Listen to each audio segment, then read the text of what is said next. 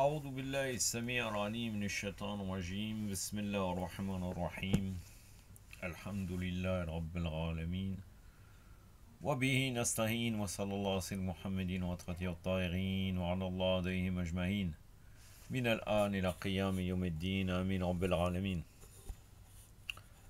Une vidéo concernant la jurisprudence de la secte Bakri appelée les règles du mariage selon les Mukhalifin. Je vais donner les différents points importants où nous sommes en divergence, en réalité sur pas beaucoup de points. Mais c'est important parce que, par exemple, concernant la question des tuteurs, beaucoup de nos frères ont une pensée qui vient des Mukhalifin. C'est-à-dire, on va prendre après la Risala de Sayyid al-Khoui, rahmatullah alayh, et on va voir qu'il y a quand même des points importants concernant le tuteur et les témoins. Les témoins qui pour Doua al-Bayt c'est recommandé. Les témoins lorsqu'on formule le mariage. La formule du mariage, là il y aurait deux témoins qui selon les Mukhalifin, pas tous, je vais souligner quand même qu'il y a certains qui disent que la présence des deux témoins n'est pas obligatoire. Pour eux, c'est un élément fondamental des règles du mariage. Pour que le mariage soit valable, il faut qu'il y ait deux témoins. Alors que pour nous, ça reste recommandé. Et nous, les deux témoins sont obligatoires lors du divorce. Contrairement à eux. Chose qui est importante, puisqu'en fin de compte, l'objectif, c'est de faciliter le mariage et de rendre difficile le divorce. Selon la loi islamique. Donc là, c'est toujours Sharh Sunnah. Donc étonnamment, il va parler de jurisprudence. Ce livre est censé détailler les croyances des Mukhalifin. Mais moi, il y a une chose qui m'étonne, et je crois que je l'avais dit au début que j'avais commencé ce livre. L'auteur est un élève de Ibn Hanbal. Sincèrement, je suis très étonné que à chaque fois, il valide ce qu'il dit, c'est en totale conformité avec le mouvement wahhabite. Alors que le mouvement wahhabite date du 17e, 18e, normalement, précisément, le 17e siècle, il me semble. 17e. Oui, c'est le 17e siècle. Oui, c'est bien ça. Donc, en fait, il valide. Il est fort possible que ce livre a été créé. Et déjà, il faudrait chercher si El Barbari a réellement existé. Parce que bon, on lui attribue des œuvres. Mais vous savez très bien que, d'ailleurs, comme l'a dit le Malikite, car il est devenu Malikite, Islam ibn Ahmed, l'Algérien, bon, c'est pas très important qu'il soit algérien ou autre. Concernant Ibn Taymiyyah, il faut savoir qu'il est resté tout le temps en prison, très très très longtemps en prison. Et avec eux, il te dit, il a parlé avec le roi de tel, il lui a écrit telle lettre, et lettre ici, il répond à des questions internationales de différentes régions du monde musulman. Il est fort possible que tout cela s'est inventé. Ala kulli hal. Donc là, l'auteur Barbahari dit: il n'y a pas de mariage sans tuteur. Deux témoins intègres et une dot, petite ou grande, et celle qui n'a pas de tuteur, alors le gouverneur sera considéré comme son tuteur. Et donc après, c'est le commentaire toujours de Fawzan. Fawzan, qu'est-ce qu'il dit? Ceci est un sujet de fiqh. Il explique les conditions de validité du mariage pour la majorité des savants. L'une d'entre elles est qu'il doit y avoir un tuteur et que la femme ne se donne pas en mariage d'elle-même. Parmi ces conditions est le témoignage du mariage. Un mariage ne doit pas être conclu secrètement sans qu'il n'y ait de témoin.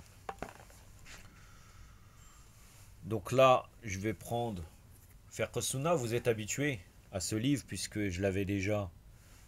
Bon, là, il y a un petit peu de. Je l'avais déjà. J'en avais beaucoup parlé dans la série de la jurisprudence de la secte Bakri. C'est un livre de fiqh comparé. Qu'est-ce qu'il dit concernant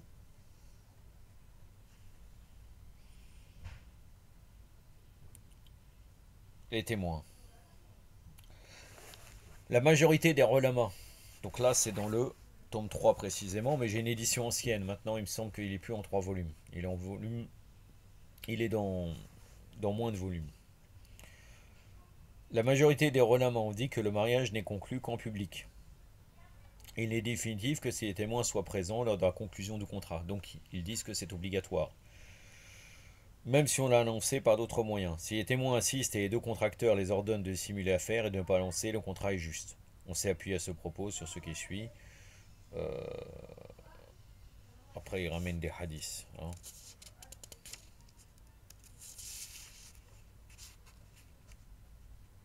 Donc, ils ont un argument, d'après Aïcha, le prophète sallallahu alayhi wa sallam aurait dit aucun mariage n'est conclu sans la présence d'un tuteur représentant la femme et deux témoins honnêtes et dignes de confiance. Rapporté par Darqutni. Donc là, il commente Sayyid Saber. Qu'est-ce qu'il dit? Cette dénégation est valide et déduit la condition d'avoir des témoins car son non-usage déduit l'invalidation du contrat, alors il est une condition obligatoire.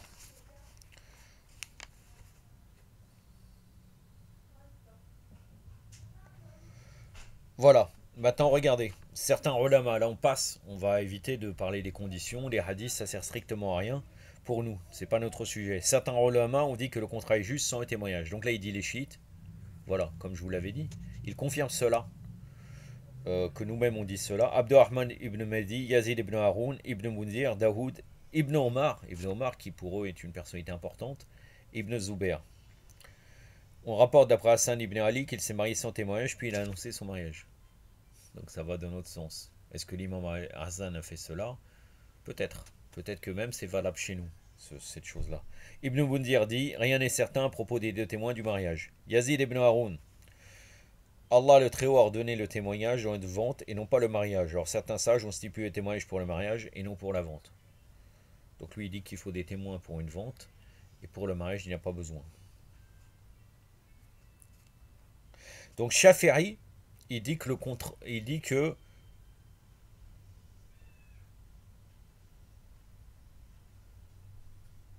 non. Après il y a une discussion, ce n'est pas la Shafi'i ne valide pas sans témoin. Mais il dit que si le contrat il est conclu, il est dissimulé. Hein, comme il est éventuel, il dit il est juste mais déconseillé. Ça c'est car il se contredit avec l'ordre qui exige la déclaration. Donc là il y a des témoins en secret et ces deux témoins sont chargés de ne pas propager le fait que ces deux personnes se sont mariées. Shafi'i il a adopté cet avis, ainsi que Abu Hanifa ibn Mundir. Omar, Urwa, Shabi et Nafi ont considéré ce fait comme déconseillé. Chez Malik, le contrat doit être dissous.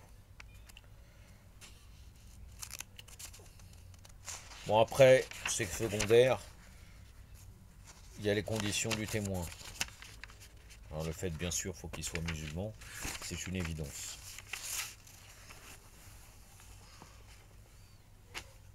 Je reviens à ce que dit Fawzan.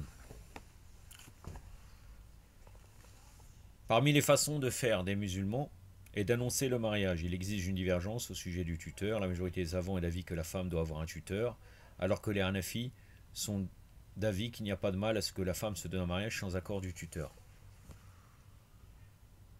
Chez nous, quand la femme, même si elle serait vierge, elle est indépendante, elle n'a pas besoin de tuteur. Le tuteur, il est là pour donner son avis. Donner son avis, est-ce que le mariage, est-ce qu'il faudrait qu'elle se marie ou non? Et le tuteur, selon Ahlul Bayt, je pense qu'en vérité, j'aurais pas besoin, mais je vais quand même vous citer Sayyid al-Khoui, pour voir que je n'ai pas inventé ou quoi que ce soit. Le tuteur dans Ahlul Bayt, c'est le père et le grand-père. Ce n'est pas autre chose. Plusieurs frères ont déjà dit non, le frère ou quelqu'un que tu connais, on va pas laisser cette femme, même si elle est loin de ses parents ou autre, ou bien elle est totalement indépendante, elle voit pas ses parents pour X ou Y raison, chose qui est très mauvais, ou bien ses parents, voilà, elle vit sa vie en Occident par exemple. Est-ce que vraiment elle doit demander l'autorisation? Peut-être elle donne un coup de téléphone, elle demande, mais le père, il peut pas connaître la personne, hein, ou le grand-père. Est-ce que forcément là il y aura un voisin où on connaît le père, alors c'est moi qui vais décider? Non, selon Ahlul Bayt, c'est le père et le grand-père. Après, on va discuter, non, c'est mieux, il faut et tout. Ça, c'est autre chose. Ça, c'est l'opinion des gens. Mais le père et le grand-père. Et vous allez voir que les mukhalifines n'ont pas du tout ça. Pour eux, le tuteur, il est beaucoup plus vaste. Donc les Hanafites, ils valident le mariage sans tuteur, sans accord du tuteur. Après, ils ramènent des arguments Fawzan. Hein.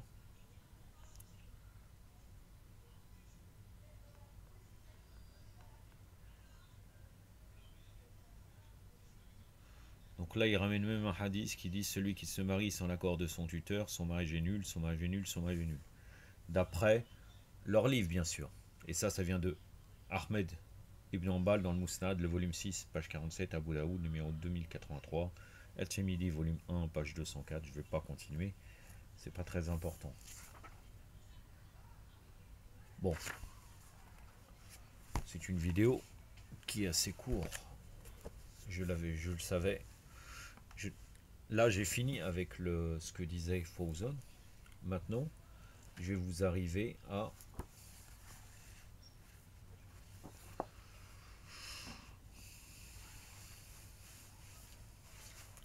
sujet des tuteurs, donc dans Fiqh Sunnah.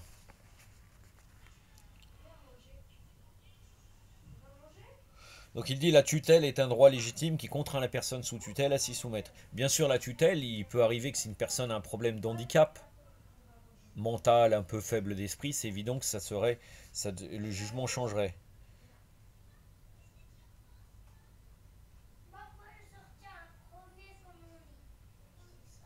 Donc après, il donne des conditions du tuteur.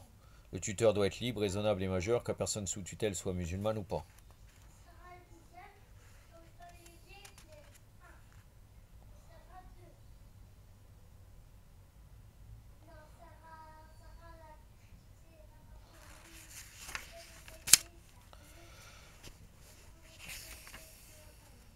En réalité,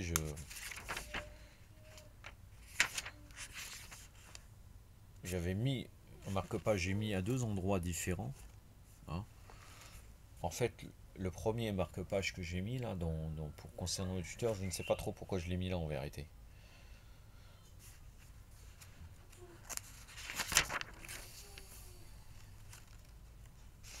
Bon, voilà, c'est ça l'important. Ce n'est pas ce que je viens de vous dire. Qui sont les tuteurs précisément? Les ulama, parmi lesquels Malik, Sori, Laythi et Shafiri, disent que la tutelle en mariage est pour les parents paternels et non pour les cognas, les oncles maternels, les beaux-oncles maternels ou les frères utérins. Alors que là, dans Ahlul Bayt, c'est père et grand-père. On n'a pas dit forcément paternel. Si c'est les grands-parents maternels, le grand-père maternel, il n'y a pas de problème. Il est inclus dans le terme père. Donc père, grand-père paternel ou grand-père maternel, selon Ahlul Bayt.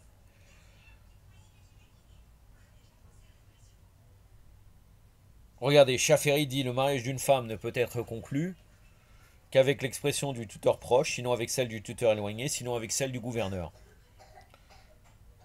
Il dit même que le mariage est invalide si elle se marie sans tuteur. Abu Hanifa dit que les parents autres que les parents paternels peuvent être tuteurs au mariage.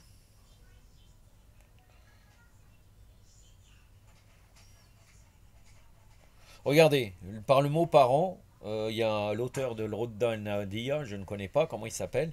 Il dit le mot parent, nous ne voulons pas dire les parents paternels, mais aussi les cognas, comme le petit-fils, les proches, comme les fils de la fille. Abu Hanifa dit certains parents ont une priorité. Donc les pères et les fils viennent en premier lieu. Puis le frère, puis les frères consanguins ou utérin, puis le petit-fils, les neveux, les oncles paternels, les oncles maternels, et ainsi de suite. C'est-à-dire en gros, si cette fille émigre et que vraiment elle a une indépendance, elle arrive à un certain âge, elle devra consulter un oncle ou quelque chose d'autre dans le pays où elle est. Elle va trouver si c'est un pays d'émigration. Hein, par exemple pour le Maghreb, si c'est la France, la Belgique, elle va trouver forcément quelqu'un de sa famille qu'elle devra consulter. Pour eux, c'est obligatoire.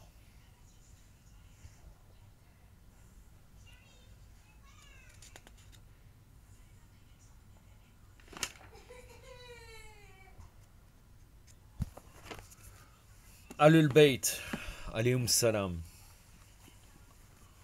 Que dit-il? Là, c'est la Risala, hein, ce n'est pas quelque chose d'autre.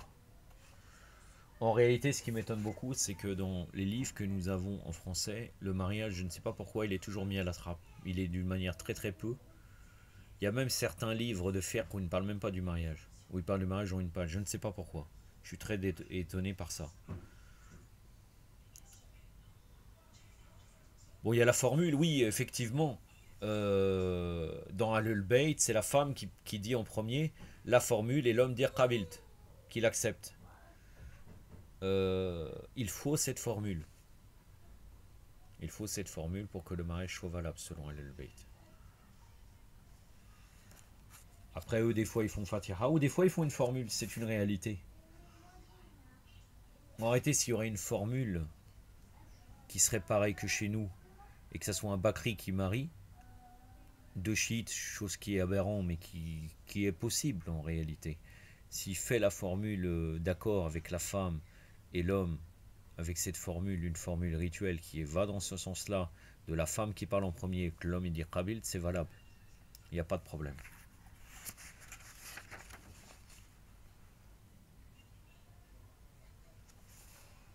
Pour les conditions du mariage.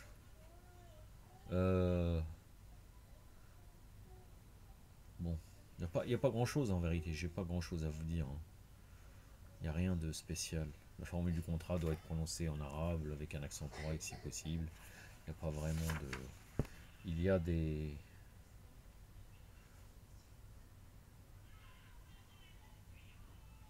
Normalement, je dois vous parler de la femme quand elle est vierge. Qu'est-ce qu'elle doit... Elle doit faire en fait.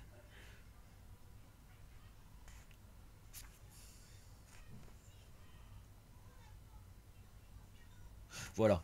Sayyid al-Khouidi, au cas où une fille ayant atteint l'âge de la puberté et qui est capable de distinguer ce qui est bien ou ce qui est mal, elle désire se marier. Elle doit sur la base de la précaution obligatoire. Ce n'est pas obligatoire. Précaution obligatoire, soit on applique la fatwa de Sayyid al-Khoui, soit on revient à un autre marja. Selon les Usuli, bien sûr. Obtenir la permission de son père ou de son grand-père. Vous avez vu, le tuteur, c'est le père ou grand-père. Ils n'ont pas dit grand-père paternel ou maternel, non, les deux.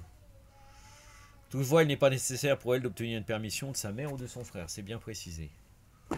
J'en ai terminé avec ce sujet. Je vous cite une parole, donc une petite histoire de Mémorial des Justes, le tome 2, toujours. Le récit numéro 82, qui s'appelle Cherté alimentaire pour le baraka. Le prix du blé et du pain augmentait jour après jour à Médine, et tous étaient plongés dans l'inquiétude et l'appréhension. Ceux qui ne s'étaient pas procurés de provisions pour l'année s'efforçaient de le faire, et ceux qui s'en étaient pourvus veillaient à les préserver. On trouva aussi des gens que l'indigence contraignait à acheter au jour le jour leurs vivres au marché. Avons-nous du blé en réserve cette année? Demanda un jour l'imam Saad salam à Matab, son intendant. Oui, aux descendants de l'envoyé d'Allah. Nous avons en réserve une quantité de blé qui nous suffit pour quelques mois. Emporte-le au bazar. Mets-le à la disposition des gens et vends-le. Ô descendants de l'envoyé d'Allah, le blé est introuvable à Médine, et si nous le vendons, il ne nous sera plus possible d'en acheter. Je maintiens ce que j'ai dit, mets tout cela à disposition des gens et vends-le. Matab obéit à l'ordre de l'imam, il vendit le blé et vint lui rendre compte de l'issue de la vente. Désormais, lui ordonna l'imam, tu achèteras au jour le jour le pain nécessaire à ma maisonnée. Car le pain de mon ménage ne doit pas différer de celui que consomme à l'heure actuelle la masse du peuple. Notre pain doit désormais contenir moitié blé et moitié orge. Si j'ai, Allah swalay, la capacité de gérer ma maison de la meilleure manière jusqu'à la fin de l'année avec du pain de blé, je ne le ferai pourtant pas, afin d'avoir respecté devant Allah le principe d'ajustement de la subsistance. Bir al-Anwar, tome 11, page 121. Donc vous voyez, l'imam s'adapte à la situation économique de l'endroit où il est, en voulant être au plus proche du peuple. Il n'y a que ça que j'ai à dire, j'ai rien d'autre de plus à vous dire. Voilà, quelquefois j'ai pas des remarques, mais des fois des choses en plus, mais là, concrètement, j'ai rien de vous dire de plus. Inch'Allah, la prochaine fois, je me semble, dans Dora Notba, le numéro 21 ou bien 22 de l'épisode, Inch'Allah, la semaine prochaine, Inch'Allah. يكتفي بهذا القدر وصلى الله على سيدنا محمد وعلى آله وصحبه أجمعين والسلام عليكم ورحمة الله.